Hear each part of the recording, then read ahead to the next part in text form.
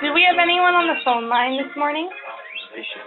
Yes, hey, this is Nicole Stewart with PetroStar. Hey, Nicole. Hey, put myself on mute. Okay. I know we've got a sign-in sheet while going around. Okay, well, let's get started now that I'm here. Well, okay, fair enough. Fair enough. Cory Borgeson is a longtime Fairbanks, and he was hired as Chief Executive Officer of Golden Valley in 2012. Before that, he was General Counsel for Golden Valley. When she started in 1989. He's worked with Golden Valley Management in all aspects of the utility operation. Mr. Borgeson is very familiar with electric utility industry and worked with Alaska Railbelt issues over the past 20 years. He is Vice Chairman of the Bradley Lake Hydroelectric Project and is co-chair of the Alaska Power Association Management Group. So with that, Cory, the floor is yours. Great, thanks. I think that was written to get me approved by the Regulatory Commission. Yeah, I thought it was. Anyway, thanks. Good morning, everyone. It's a pleasure to be here. I was asked if I could give a presentation on our TRANSCO efforts that are occurring in the Railbelt, and I've got a presentation for that. But first, I wanted to kind of give you a little bit of a presentation that I'm going to be doing for the Alaska Power Association, which is holding its annual meeting here in Fairbanks, starting with the reception tonight up at the University Museum, and there'll be about 200 folks here from across the state, the utility industry, having their annual meeting. So this is a little, maybe you'd allow me a little bit to give a little bit of practice run with you, but it's got some really good basic information that then builds into the TRANSCO and why the TRANSCO is kind of important. So I thought if you'd allow me to do that, I'm going to give you a little preview of what my presentation will look like later this week. So you start out just to kind of remind you, Golden Valley, we've got a little over 44,000 meters. We call those services that are in place, and we have a fairly large, I think, service territory that goes all the way out to Cantwell and a little bit past Delta Junction. We serve the missile defense down there and at Delta Junction, and we're also now serving Clear Air Force Base. We are at 1.24 billion kilowatt hours. We are right now the largest Railbelt utility. Chugach does not serve Homer Electric or Matanuska Electric. We are producing more kilowatt hours than anybody else. But both MEA and Chugach have a lot more services. Chugach some 80,000 services and MEA some 60,000 services. So when we're divvying up costs amongst the Railbelt, I always suggest it should be by meters.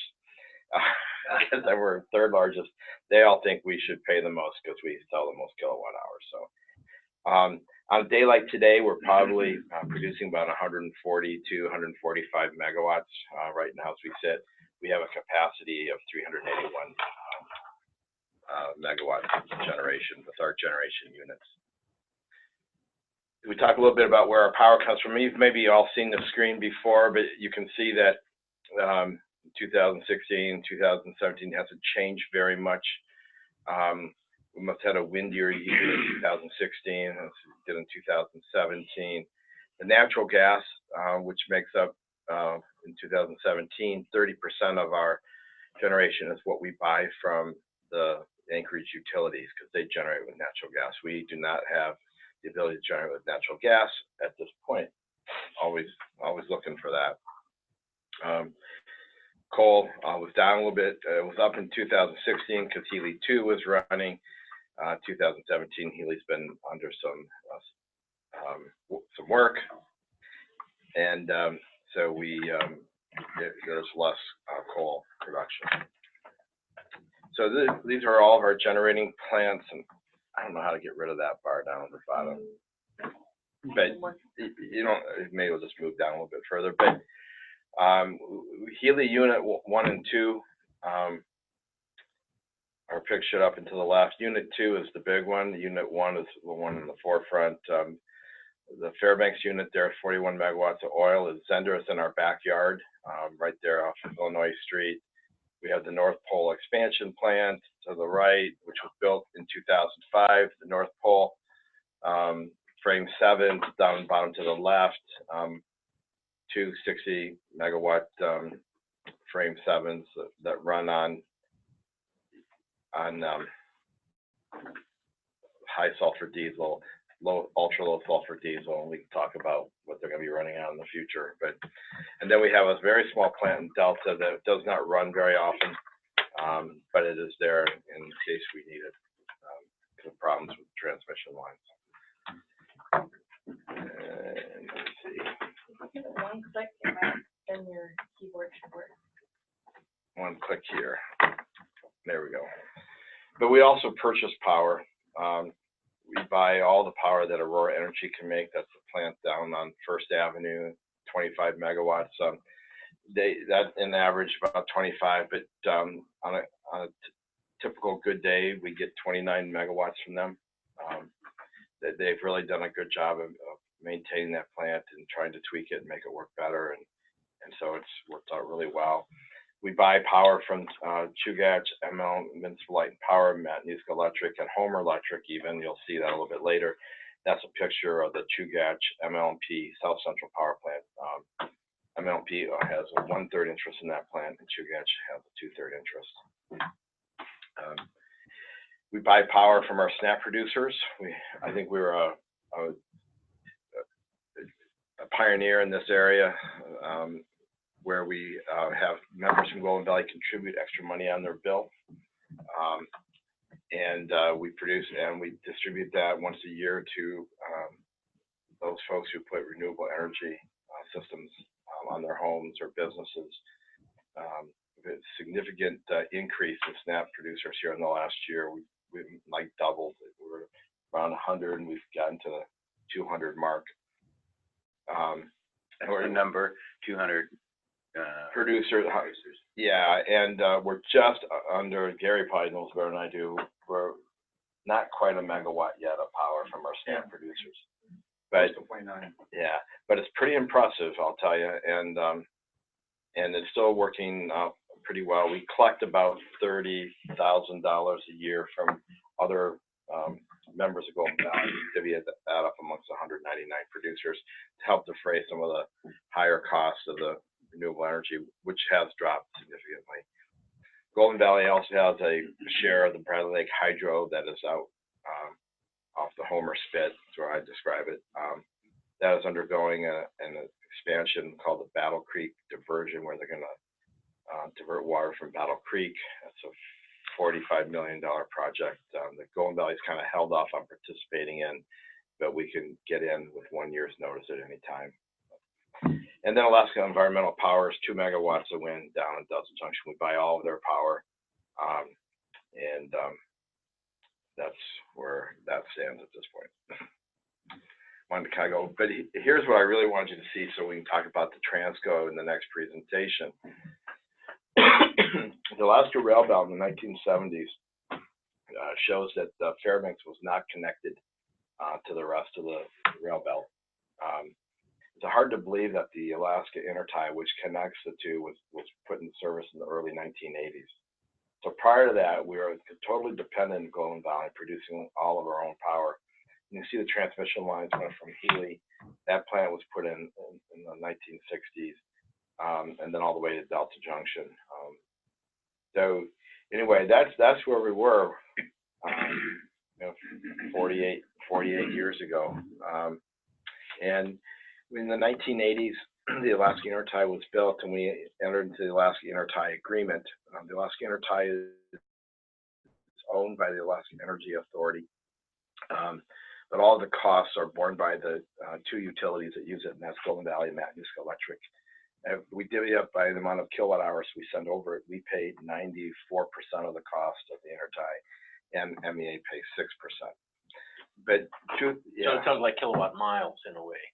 Yeah, yeah. So how many? Yes, but it's how many kilowatt hours you send over. And the reason we're paying so much is because we're buying all this power from the utilities in Anchorage. But you know, it was always intended to work that way. The Cook Inlet legacy gas contract with Marathon Oil, while it was between Marathon and the Anchorage utilities, Golden Valley was always considered a third-party beneficiary of that contract. It was always understood that we were going to get the power from the southern utilities. You know, at some point in time, that power was $30, $40 a megawatt hour, and the MCFs were 50 cents an MCF. You know, if you were trying to get $13 gas or something like that, or $13 MCF gas, and you know, and for many years, the Cook Inlet gas was $2 gas, and you know, Henry Hub was 4 and 6, and now Henry Hub's 2 something, and Cook Inlet is 6, 7, 8. So it's changed a little bit, but that is what happened in the 1980s. It was very, very good for the Golden Valley Electric to have that intertie built. But you'll notice it's a radial line. There's not 2 lines there, and under our protocol, we can't and won't and haven't bought firm power from the Anchorage utilities. We bought what we call economy energy power. But the truth is, and I've got a little video to show you, we do that. We bought all the power we can from the Anchorage utilities, but we just can't enter into firm contracts because we don't have necessarily a firm path. There's no redundancy. So in the 1990s, we added the Brennan Lake Hydro. That's down towards the bottom of the map in the southern area by Homer, and we had to add some transmission lines at that point. We also added at the top here this line, the Fort Knox Gold Mine. Some of you were at the great groundbreaking for the Gilmore mine out there. It's a phenomenal project, and it's been very beneficial to all the Golden Valley members. In the 2000s, today, we've added the Northern Intertie, which is the second line here. And that was always designed to be built and to produce and bring power across from Healy 2. This allows us to bring basically 100 megawatts of power from Healy on. We're restricted to about 80 megawatts of power coming across the Alaska Intertie. The ground basements of the fence is out here. We added some transmission for them. Alyeska Pump 9 is now on our system. Pogo Gold Mine, they built their own transmission line, but they take power from a tap out in the Talta Junction area. We built the North Pole to Kearney transmission line, and we connected and built a transmission line for Clear Air Force Base right up there, so that we could be hooked to that base. So a little bit of expansion, but you can tell there's not been much work done on transmission lines in these later years. So we talk about how we dispatch power, and I've got a short video. Some of you may have seen it before, but and it features Henry Dale, who is retired from Golden Valley, but he was our manager of power services. But oftentimes you hear about why was there economic dispatch in the Railbelt and so on and so forth. And this is kind of to help dispel those rumors, because this is what we have for economic dispatch at Golden Valley. That kind of works like this.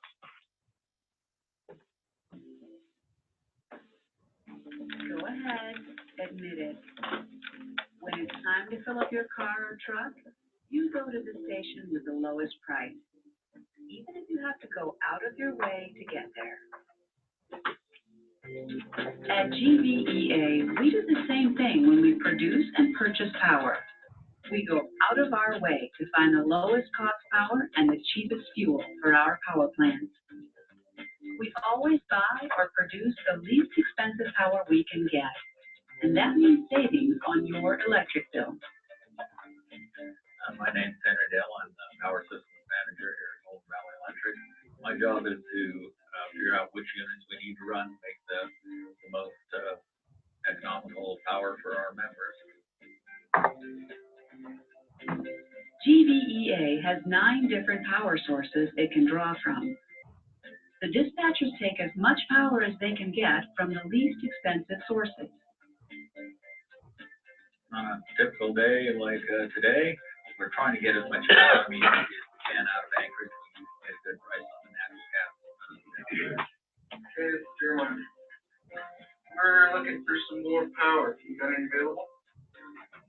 Our most inexpensive powers are coal plants. We run those flat out all the time.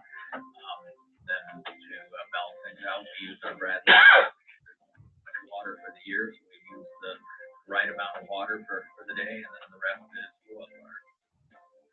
We, of course, run our most inexpensive units first, and then our more expensive ones afterwards.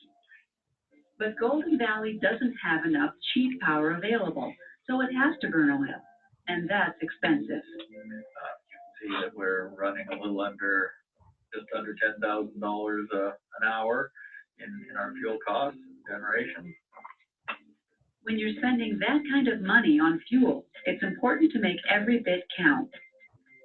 GVEA has sophisticated software that calculates the optimum fuel for reliability and lowest cost. We do the economic calculations. We have a program that runs every minute automatically, looks at the system, looks at what units I have online, and calculates what the best mixture of those units are. Our automatic generation control system is making control corrections every 4 seconds to ensure that we're getting the cheapest possible mix for our customers. Every 4 seconds, Golden Valley adjusts its fuel mix to minimize the use of oil and maximize the use of cheaper fuels. Compared to oil-fired, our coal is cheap, our wind is cheap, gas-fired energy out of Anchorage is cheap, relatively speaking. With oil-fired, as anybody who gets fuel at the pump knows, it's just gotten outrageous these last several years. This is just one way that GVEA is working hard to kick the oil habit, and that means real savings for our members. Through our calculations and our minute-by-minute scheduling, we can save $100,000 a day in a cold winter type day. It's not simply just turn on the generators and go home. We're at it hour by hour, minute by minute. I've got people dedicated to finding cheaper power every day.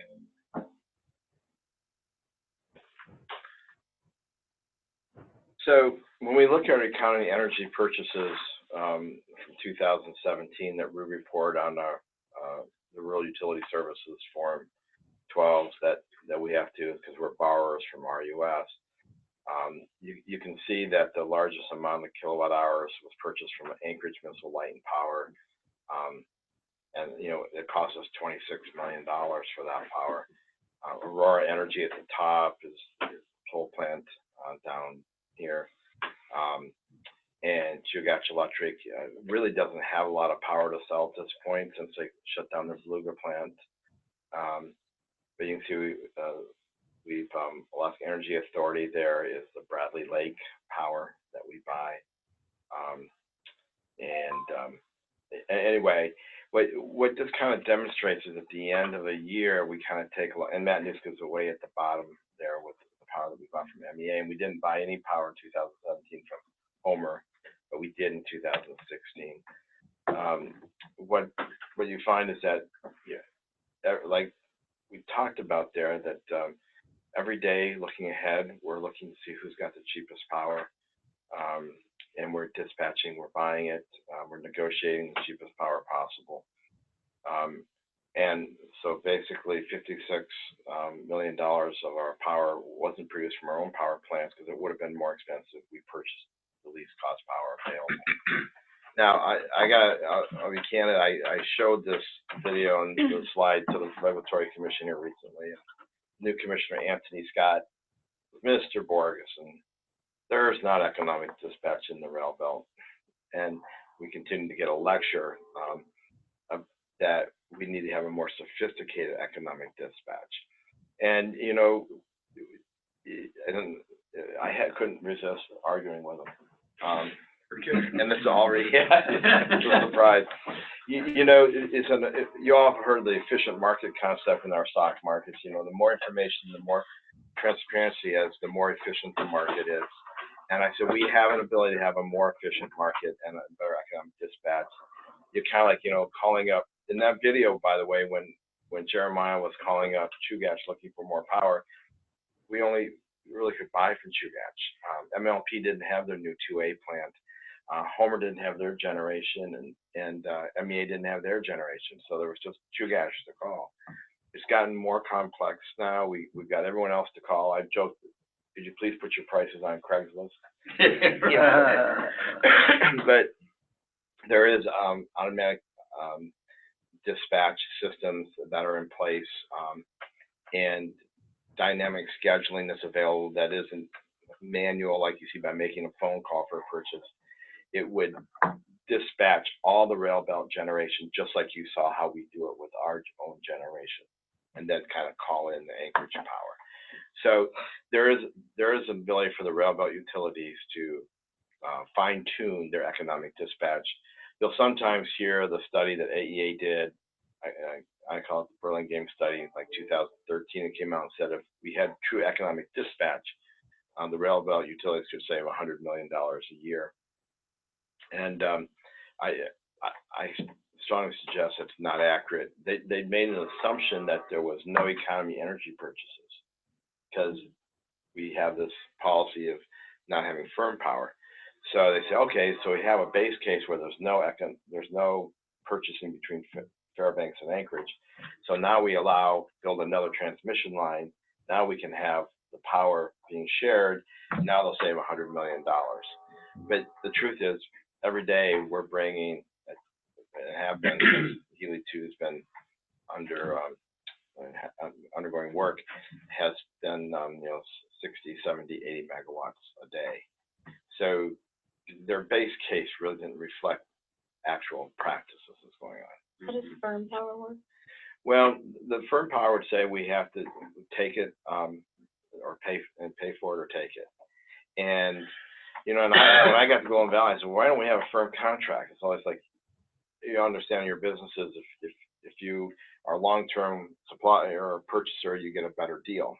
Probably Toad has contracts for their fuel long-term rather than spot market. Yeah. I said, well, we can't do it because we don't have the dual line, we don't have two lines, and therefore if there's an interruption, we can't take power. And that presents a problem. And it's not like water that if there's a transmission, if we take the transmission line down, the Bradley power can just sit in the lake. While we're getting the transmission line fixed, and then we get the power later. So to have firm power, you have to have redundancy. We have to have the redundancy. And so that was one of the projects so the AEA Burlingame study that was done said, hey, the Railbelt needs to undergo $1 billion worth of transmission work. But don't worry, you'll save $100 million a year in economic dispatch. And and I have referred to that as a political hack job.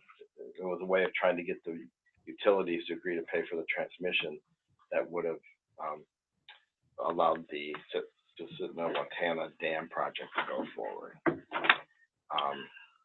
And that's been refuted too. Every time I say that, I get corrected.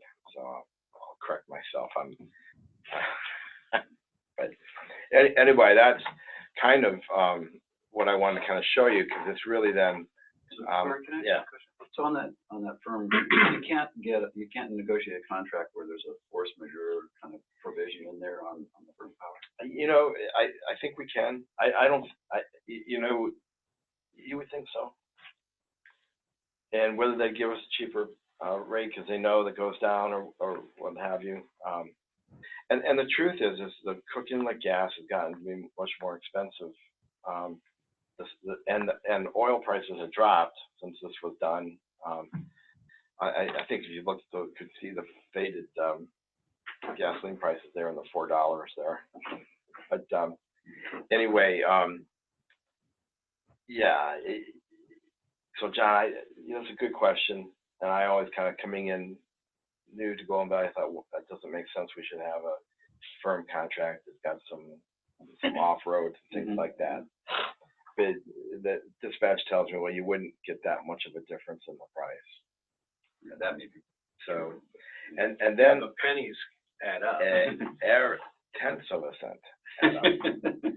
Yeah. So your cost back there was about 8.5 cents, that right? The cost back there, yeah. Well, I mean, just, just on, you don't have another column in that chart. yeah, but you're but- pretty fast. Well, Yeah, it probably is about 8.5 cents, and then our cost of power that we produce, with all the oil, and there hasn't been that much coal, unit 2's been down, it's probably about 12, 13 cents, and we've got a blended cost of power that's somewhere, at this point in the 11-cent range. So yeah, so the economy energy is a lot cheaper. and when appropriate, we want to ask about Healy too. Okay, well, just so, I want to make sure I leave time for questions for you, but in the 2018 goals, we have a goal to file a TPCN application for the TRANSCO. We want to form a Railbelt Reliability Council, which would be a organization that kind of oversees the rules of the road for the railbelt utilities. When you put a new system on, you've got to make sure that it's tested properly. You got to make sure that your system, one utility system doesn't adversely affect another utility system. We've got a lot of turbines on the line, and they've got a different type of power that it puts out than the reciprocating engines. So there's a lot of reliability issues that can be addressed, and we want to have one organization that will do that. The Regulatory Commission is pushing that, and our legislature has been talking about it, and we're kind of at the final end of negotiating what a Railbelt Reliability Council would look like. It would be a stakeholder organization. While there'd be 6 utilities in there, there would also be 6 non-utility members on the board, and then a tiebreaker by the CEO of that organization. So it would not put the utilities in control, and it would, maybe facilitate more renewables coming on the system. It would take some of the decisions out of coming onto the railbelt grid from the utilities into a separate organization, which is what the independent power producers have been wanting. So we're very close to having that done. Matter of fact, I think my board will see it on their agenda in September. So Healy 2. Call it steady progress, but we've and this isn't. I've got more updates for you. So we've been fired on oil, and we went to coal July 28th. Those are megawatt hours. And July 31st, we're firing on coal. August 5th, we're firing on coal. There's a lot of testing that's going on, and we're doing this a little bit differently with this startup.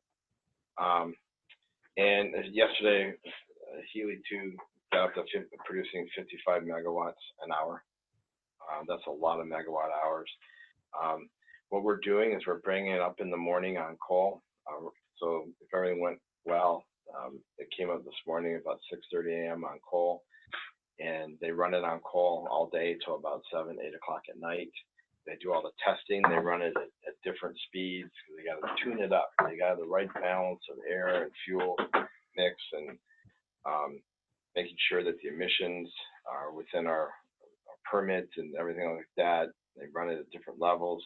There's 2 mills that feed coal into the boiler, an A mill and a B mill. So they have to tune those up between the 2 of them, how they work. So they get to about 7, 8 o'clock at night, and they bring the plant down and run it on oil overnight at about 10 megawatts. So Cory, does that mean you've actually put that on the line? Oh yeah. Is that? Yes. Yeah. It's been producing power now for the last 6 days straight. And I haven't checked my emails this morning, but last night I got the report that, and I can see it during the day when I'm at work, that it was at 55 megawatts. And I'm reported down at the plant that it's very smooth. I was there at the plant on Thursday night. when it started up. Very smooth startup. The operators really are understanding how it works. The plant is operating very smooth with the few changes that we made to the coal feed system. So we're very optimistic we'll meet a 30-day test here before the end of September. So those short ones, like on the 28th and then the 3rd, you just ran for a little while. I ran for a little while. Started You didn't up. like something. Yeah, there's things you had to do. It's hard to believe that after we've started, this is the 3rd time we've started it up now, that there's still things that just need to be tweaked. And we did have a problem 6 days ago. It was down for about 4 days. Some welding plug needed to be put in, and it had to come from Seattle, and so we were down 3 days. So that's why we're at 6 days now. Yeah, that I use. Yeah, we have a question on the phone? Oh, I'm sorry. Apologies. No, thanks. Okay, all right. So it looks like it's going to run very well. We're very optimistic, knock on wood. And it'll be significant, because if it can produce 50 megawatts of power for our system, and it'll produce at the fuel cost there, the dispatch cost, at about $60 a megawatt hour. That'll offset the $95 an hour power that we're getting from the Anchorage utilities. It's run-of-mine coal too, right? It is run-of-mine coal.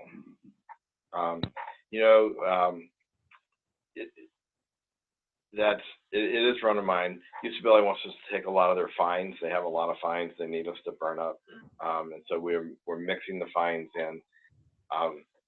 But it's not waste coal. Okay.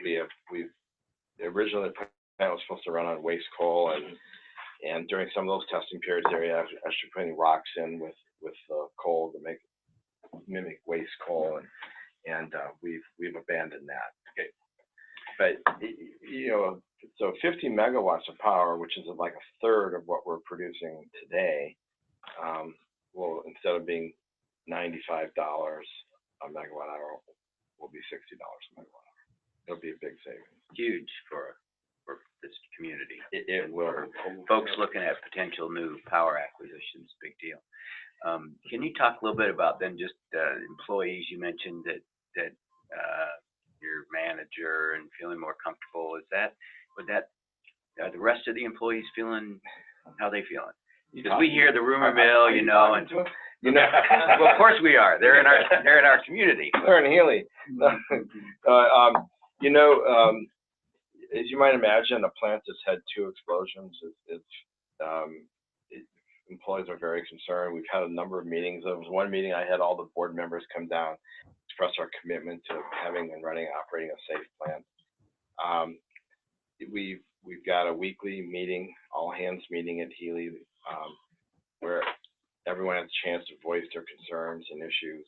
We've done 2 polls of employees down there, kind of unofficial polls, but to see how everyone felt 6 months ago and how they feel today. And we've gotten 6 months ago, they're optimistic. Today, they feel much more positive. We brought in a lot more training. We over the last 6 months, that they felt like they've gotten the best training they've ever gotten. We've done it a little bit differently. We have a company come in, it's a startup company and they're Blue Water. We chose Blue Water. They're also going to be starting up the University Power Plant. And they're the ones that brought in this great training. We have 60 employees now in Healy. And, they come to us, they're union hands, and they're good, dedicated folks, but they don't have power plant experience. So we developed an apprenticeship program. We've got 4 apprentices at the plant. So employees leave or retire, they're aging just like everybody else. We've got people that are ready to step up, that have been in the plant and have some power plant experience. So we've really kind of made a commitment to making sure everyone's got the right training, and that's helped the morale for the hands out there. But with any group of people, there's always someone that is not happy. And we listen to them and respect their feeling about what their concerns are. But I think as we're proving that we're in control of this plant and it's not in control of us, everyone's feeling a lot more positive. And I maybe didn't express that. You know, we are starting up the plant on coal every morning. It starts up very quickly, and then we shut it down at night and put it back on oil. And that's part of the experience and training that employees are getting, starting up a plant and shutting it down. Previously, we'd start it up and we'd run it until it failed, until it tripped. And then, and then we have to start figure out, fix it and do everything. This way, we're getting this experience and we're in control of how the plant operates. And it's a much better system. I think that's giving employees a lot more confidence. And during that evening when it's running on oil, are you then doing tweaks and other stuff?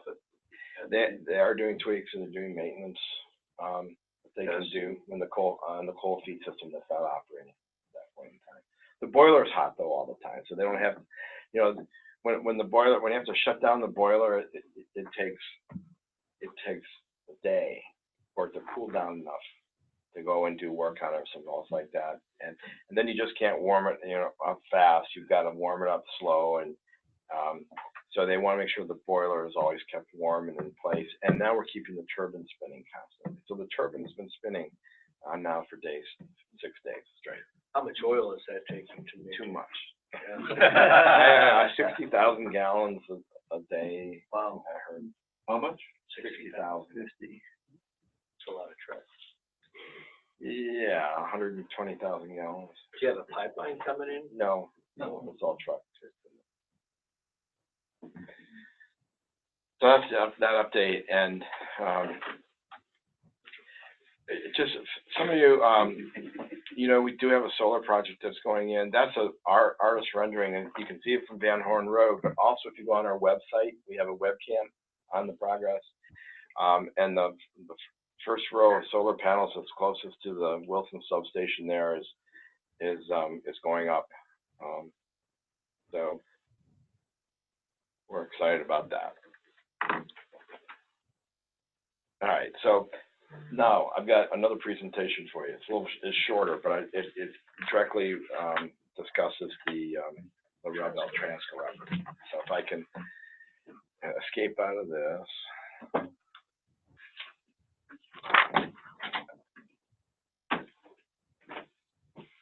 And there, you want to? I'll let you. You want to hook it into the cloud, or is it? Looks like you got it. All good. Yeah, it's still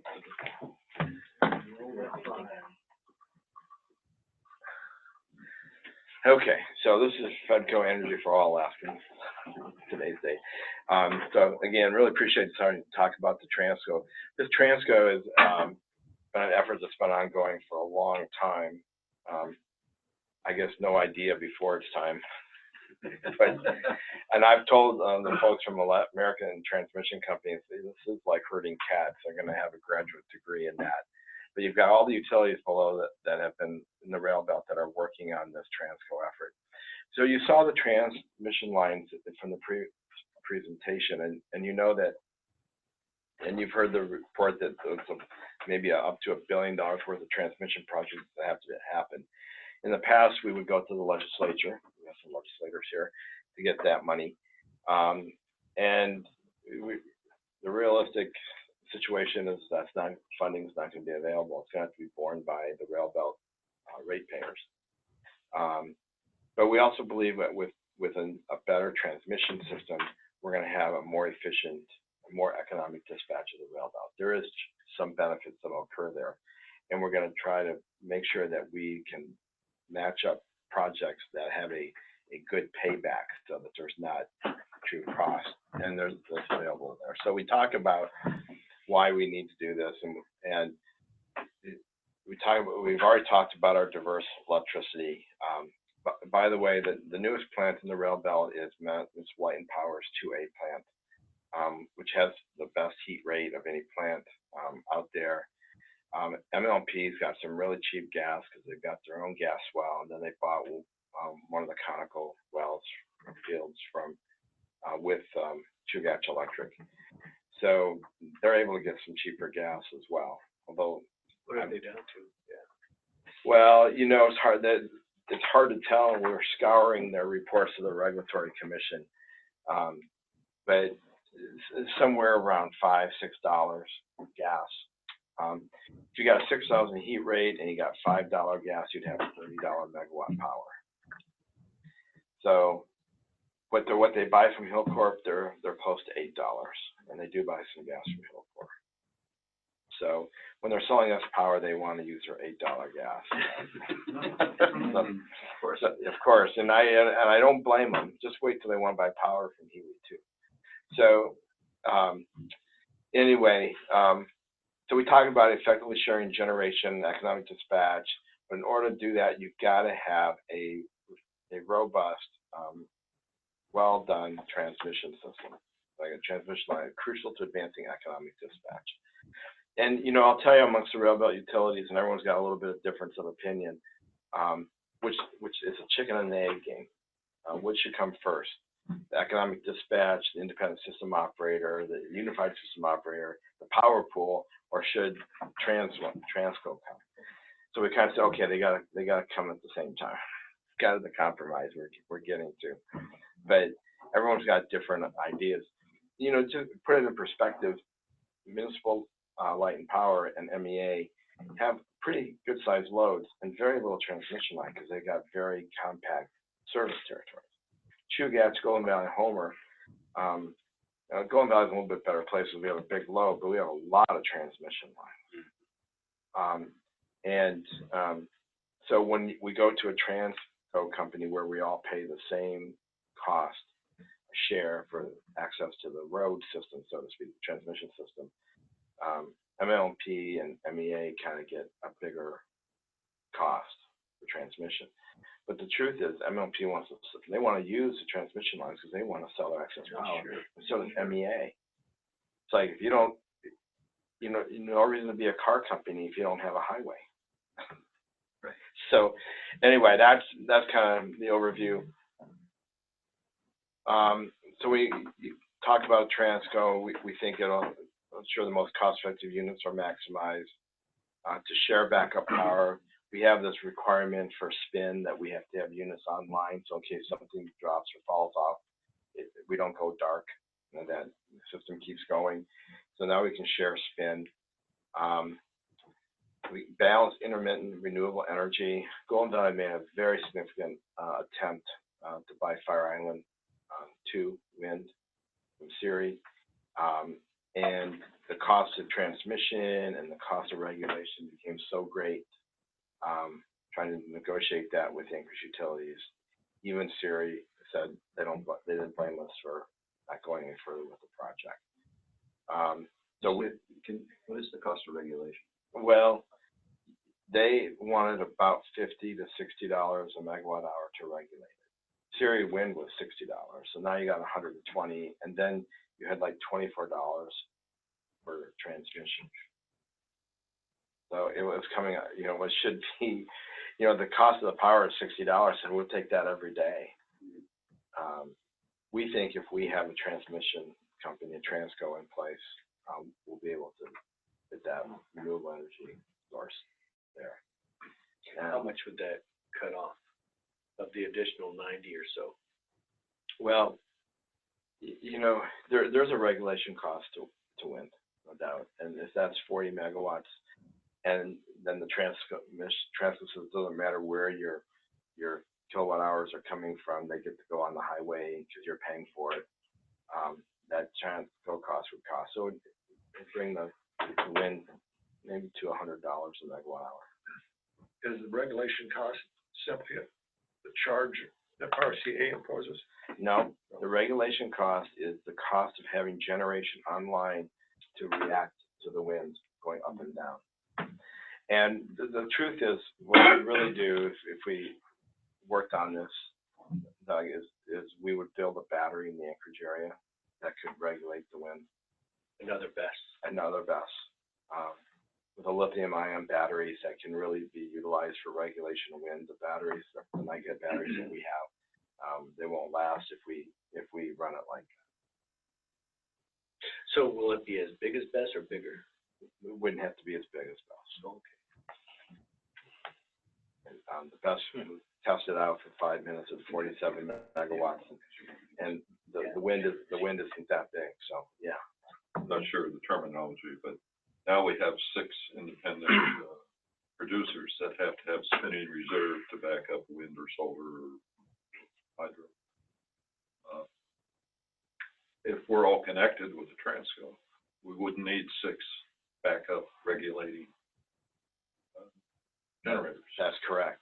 Except So you're wouldn't that constrained just by, make it whole rail belt wide? Or you're still constrained by your 80 megawatt, 75 to 80 megawatt between Healy and Douglas.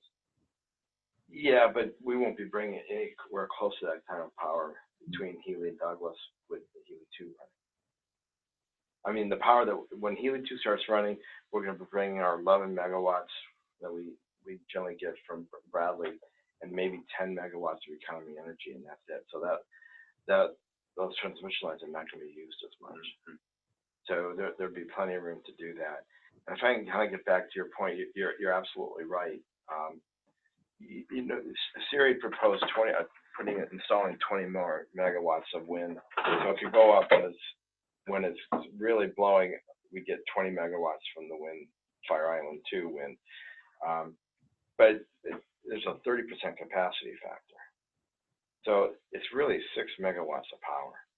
And amongst all the 6 utilities, that's noise. We really should have been able to do it. And I pushed, and I thought, well, Golden Valley will kind of lead this, you know, and everyone will start following. And I look behind me, and there's no one there. And then they're all like, so anyway, I think it'll happen. And I think so. I put on here on the slide that balanced intermittent renewable energy. My way of saying that I think with the TRANSCO effort in place, we'll see more renewable energy and better coordination. Did you ever see that getting as much as along, say, the Columbia River, where the hills are alive with the sound of music rotating wind turbines? I'm sure that's a vision of a lot of folks that have that much wind in the Railbelt. I don't know, and I just don't want to speculate. You know, if you talk to our dispatchers, they'd much rather have the sound of rushing water and hydro. Sure. That's got its own environmental issues, though, doesn't it? Yeah. So, you know, and we got so close to getting Susitna permitted, you know, and AEA is going to be here. We should ask them what they're going to do with the $100 million of studies they did. Yeah, they need to keep that permit process somewhere and really bring it back anyway. They did, I will say mothball, they did make some effort to put it to bed, which they didn't the first time, right? Right. So that In the 80s. not lost, but. Yeah, but it's going to get stale. Yeah. You know, but they can go to FERC and they can ask for some extensions in the licensing process, and we probably have a good opportunity with political climate right now to make that happen. So. So we're looking at the formation of a transmission-only utility, where the 6 Railbelt utilities would basically dedicate their transmission assets, and they would no longer be, I won't say under our control, but they would be under the control of a TRANSCO company. And we've been working with the American Transmission Company, which is out of Wisconsin, that has done the same thing in the Midwest, and they're looking to expand Pacific Northwest. American Transmission Company is a for-profit company, but its members, owners back in Wisconsin, Minnesota, and Michigan include municipalities, cooperatives, investor-owned utilities. So for them, it's just like it's a melded, blended family of all kinds of utilities, and they think it'll work here for the Railbelt. There'd be one rate for transmission and network access. And the network costs would be shared fairly. We're talking about load ratio. I'd like to do it again on number of meters, but they want to do it on how many kilowatt hours you send across the road. You pay based on that. Just so I can put it into dollars and cents, the Railbelt utilities spend about $50 million a year on transmission costs. Golden Valley spends about $17 million a year on transmission costs. So you take that $50 million pool, and part of that's depreciation expense and interest expense. It's not all O&M, but it's all the cost of our transmission system. And Golden Valley, with its 1.24 gigawatt hours, would pay 26% of that $50 million pie. And we actually come out a little bit better with the TRANSCO. We come out significantly better with the TRANSCO model like that.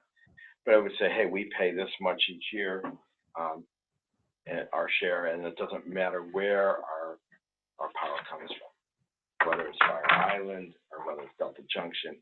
Same thing with the other utilities. So you have one transmission rate for network access.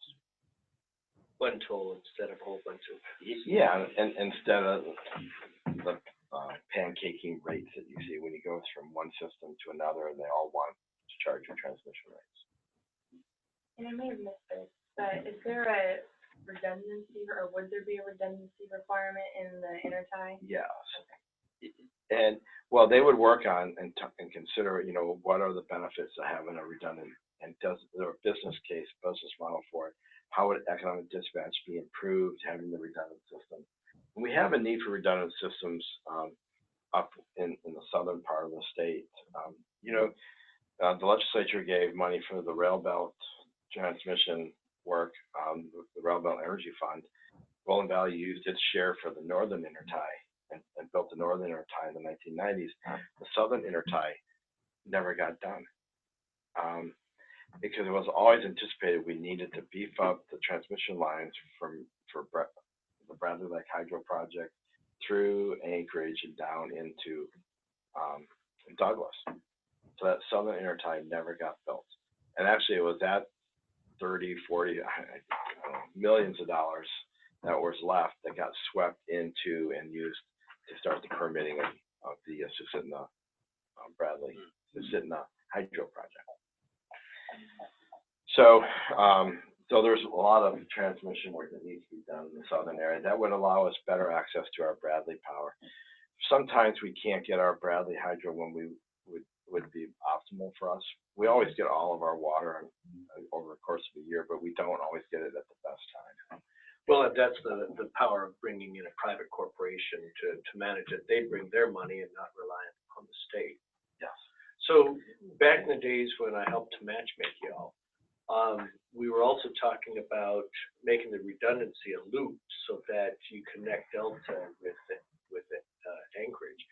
Is that still being considered? Because there's only small sections that need to be completed for that. Yeah, we've got some studies undergoing right now on doing that. We call that the Railbelt, that would connect our system, went back to the maps, but from Delta Junction up to Copper Valley's line near Glen Allen, or where as far as they come from Glen Allen and meet there.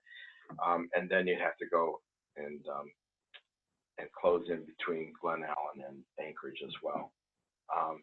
And there's been some interest using that project from some federal funds that they thought they might have, and there's somebody that was really interested in making that happen. So Copper Valley's been leading that and working at it, and I've got engineers that are working on what that might look like.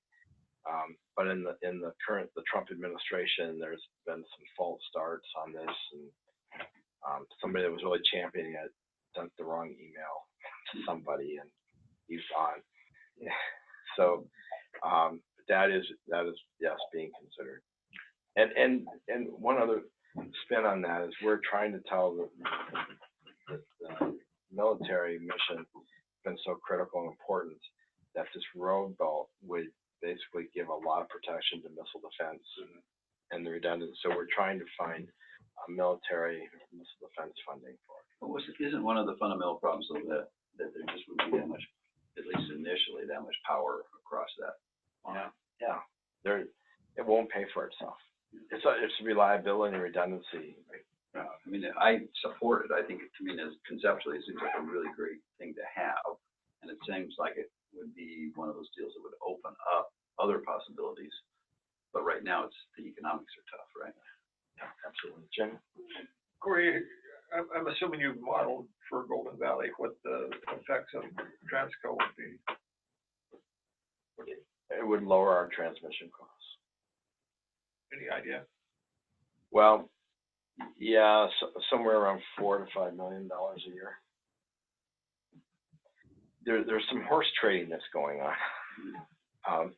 And so as we sit and look at it and model it and say, well, gosh, but MLP is going to go up 3 million and MEA is going to go up 2 million, and they're balking. They won't do it because they're afraid of that. And so well, how can we get started, do a little bit of horse trading so that that we can get this started? And so, Golden Valley is really committed to this TRANSCO effort.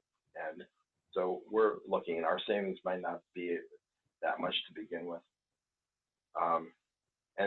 And the other thing that's a reality is with Healy 2 starting up and Healy 2 being successful, the amount of transmission we're going to use is going to drop significantly. To give you an example in dollars, and kind of what's driving this is that when Chugach no longer sold power to Homer or MEA, which happened 3-4 years ago, they had stranded assets. They built all this transmission to go to Homer, all this transmission lines to go to MEA. They didn't need it anymore. And they're going to lose all their revenue from those two utilities.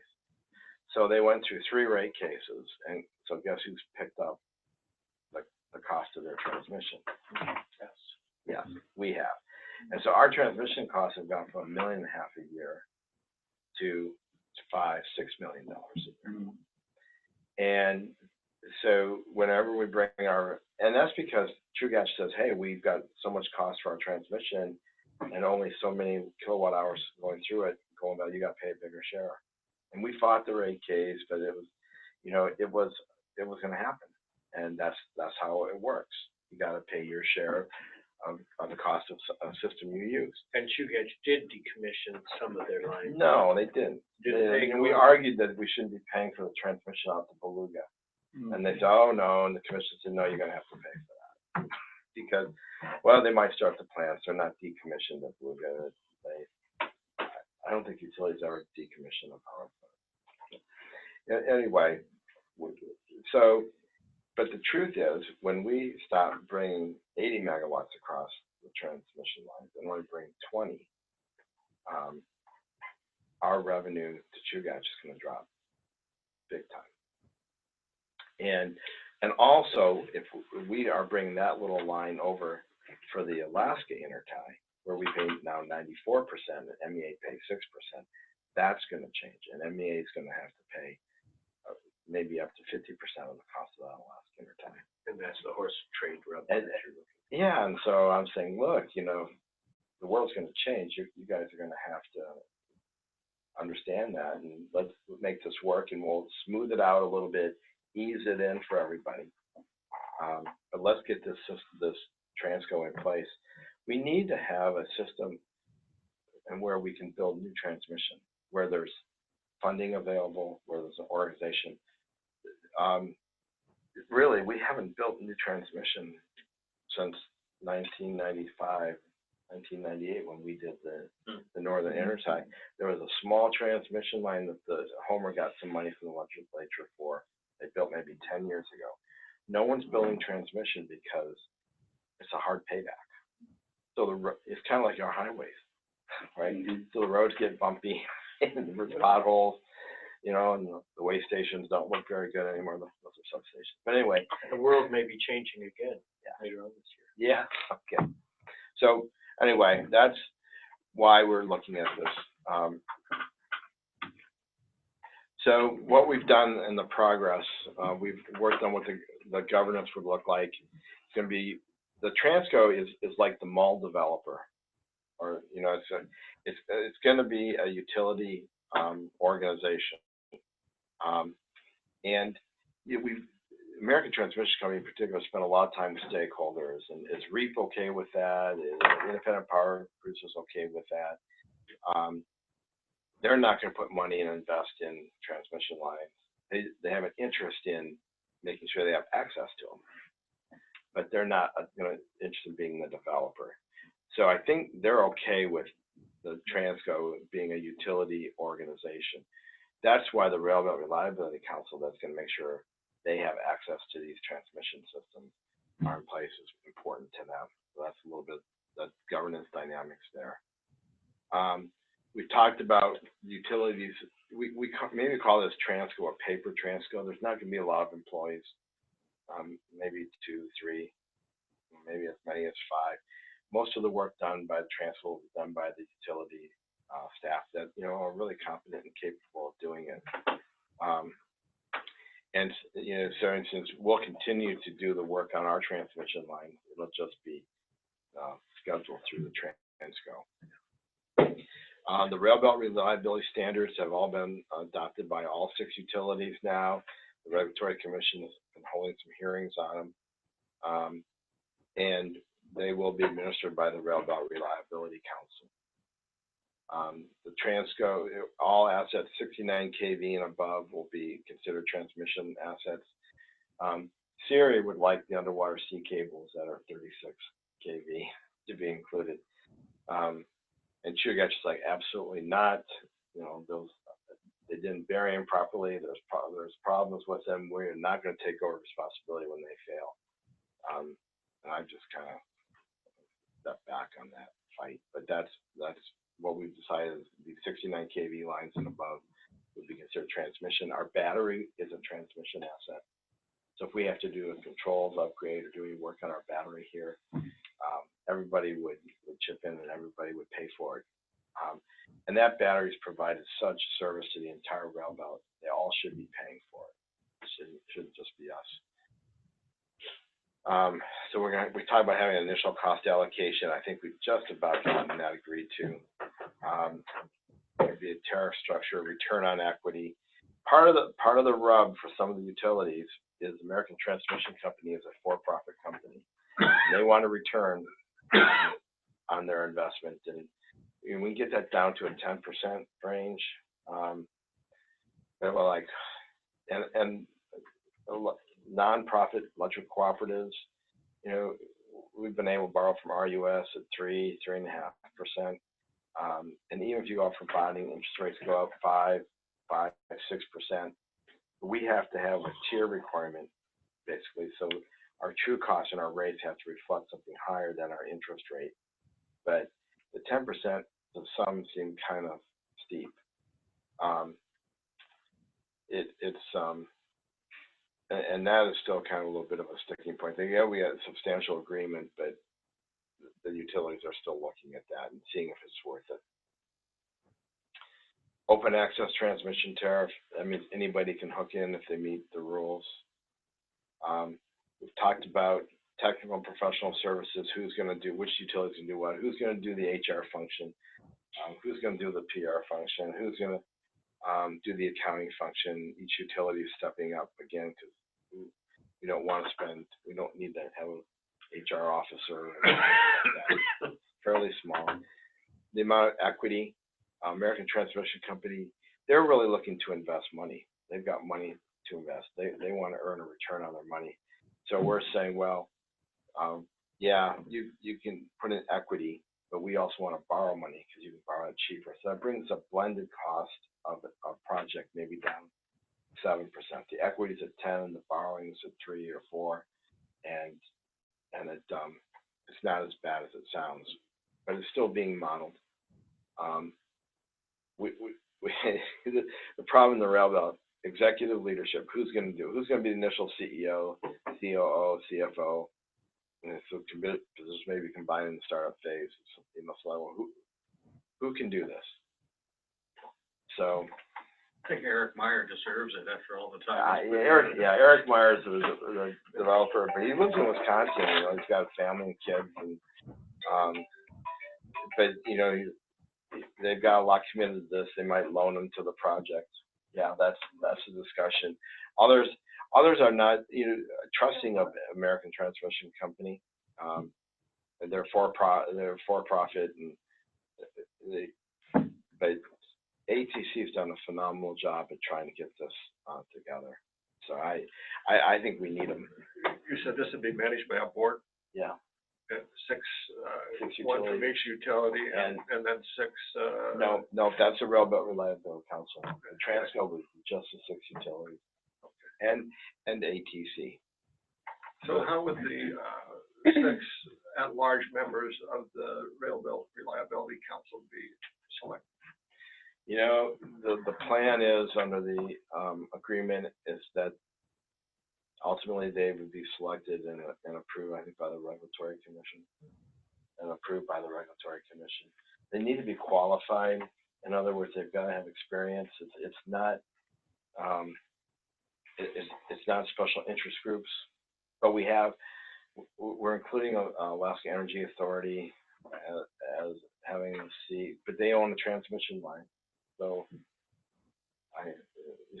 we've agreed they would be 1, 2 at large, 1 independent power producer interest. I can't remember them all, but that's how. And there'd be an interim committee that would kind of set them up as well. So anyway, so where we're at this point, I'm a little over, but we acknowledge that we have to do the final analysis of additional benefits versus cost of TRANSCO formation. Everyone's very worried about cost of power and rate impact. So everyone's kind of going back and looking at their numbers and making sure it really does make sense and there's enough benefits.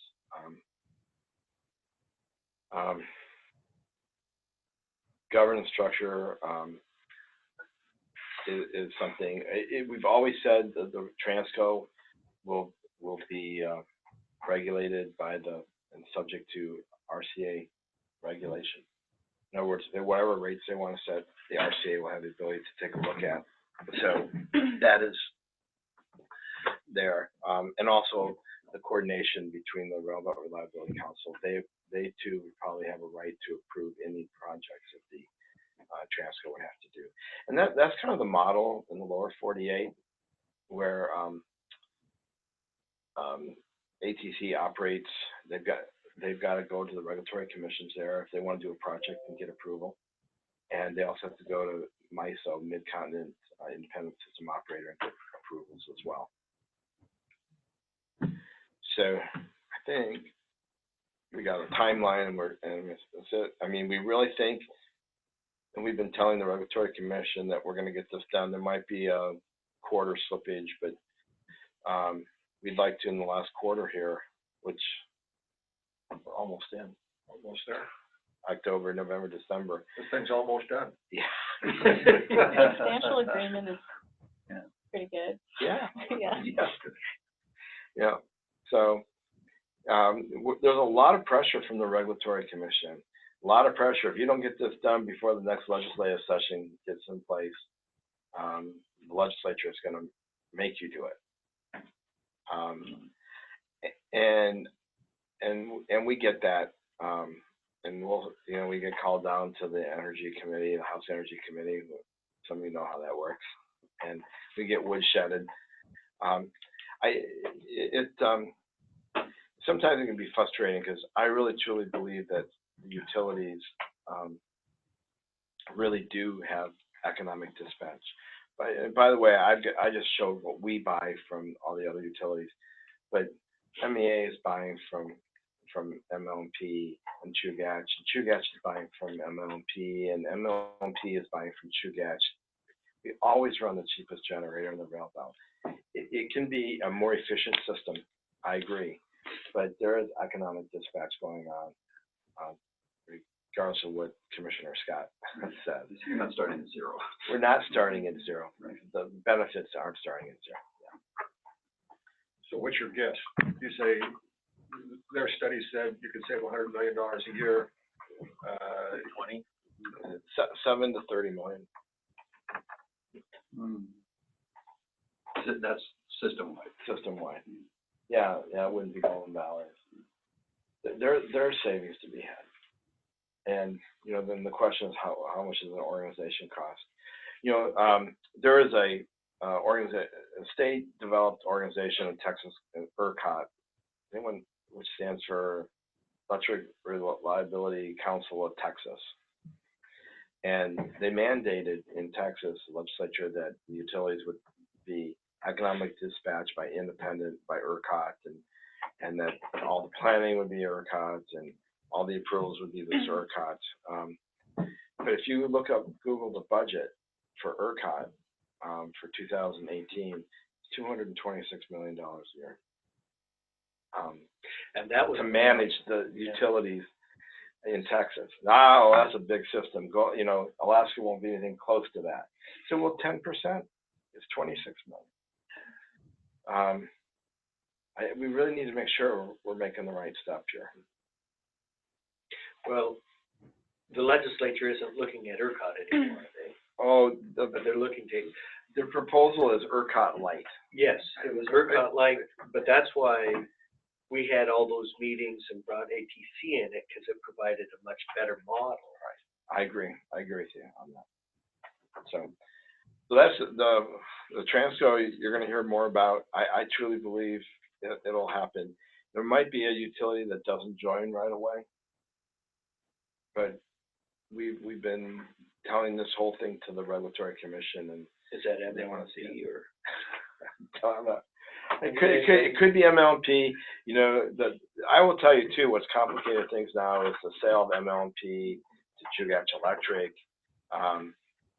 and MEA is concerned about ATC being a for-profit company. So you buy gas from Hillcore, they're for-profit. Well, we're partners. You know, we're going to be a partnership with a for-profit company. Anyway. I don't know if I've muddled through this. I don't know if it was interesting. Is there some way to phase that out? You know what I mean? To phase out the ATC.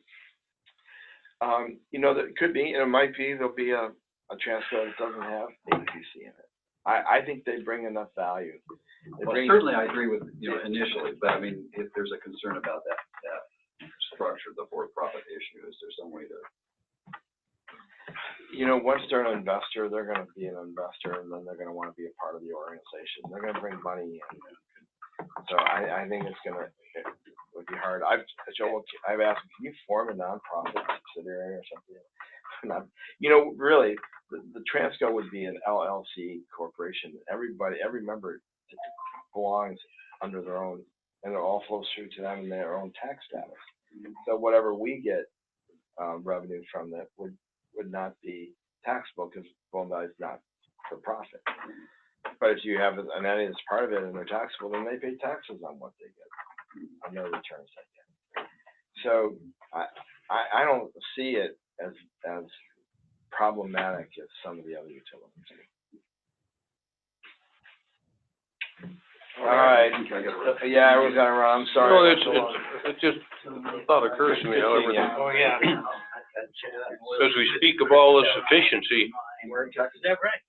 the bottom line has to be a better ratio between future costs, which will probably escalate, and rates. So what does the ratepayer have to look forward to? September approaches. Well, the idea is that if we do this right, if you do a business case analysis of the development of a line, the savings should offset the cost of that line. It should be cost neutral. But do the savings, that's why I asked about the ratio. Do the savings escalate at the same rate as the cost escalate? Because costs escalate over time. Yeah, and the answer should be yes, but it'll be depending on fuel costs. You know, if fuel costs continue to go up, then the ratio of the savings would go up. Fuel costs drop, you know, then the savings are less. That was the other thing too. When AEA did their study and they came with $100 million savings, oil was at $4.50 a gallon or something like that. So the savings of going to, and the cook inlet was at $4. Right. Hugh, one of the biggest constraints, Cory talked a little bit about how we can't get our Bradley Power when we want it. There's a constraint on the north part of the Upper Kenai. It wasn't an issue when Fairbanks was still supplying power to the opposite direction. That will provide savings in terms of economic dispatch. How much exactly? Maybe somebody's quantified it, but seems to me if somebody's going to come in and invest, that would probably be one of the first things they want to invest in, not in a second radio line, whether it's $400 million or something to add a radio line up to Fairbanks or up to Healy. I mean, that's hard to justify. I can't underscore enough how all the utilities are worried about cost. And so we've got MEA that's saying, well, we don't have any need for any transmission projects, so why would we join this? And the regulatory, and he said that, Tony Izzo said that in front of the Regulatory Commission, and Chairman Pickett had the best answer. He said, you need to have an organization like this in place for when you do have a need to build something. Because once you find you've got a need to build something, where will you get the money? You'll have to bear all of the costs. And so you've got to understand that this has got to be put into place, and maybe they won't build a project for 3, 4, 5 years.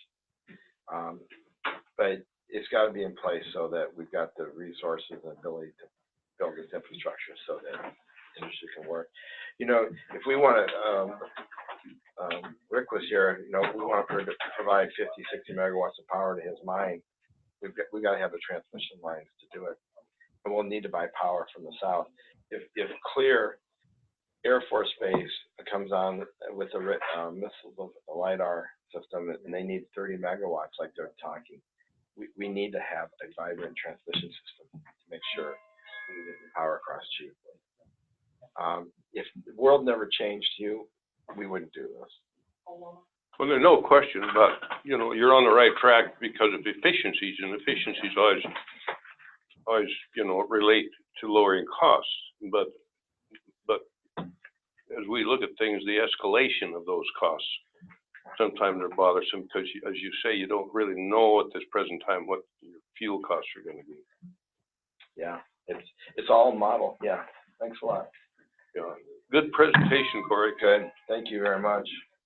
I'm all practiced up now, too.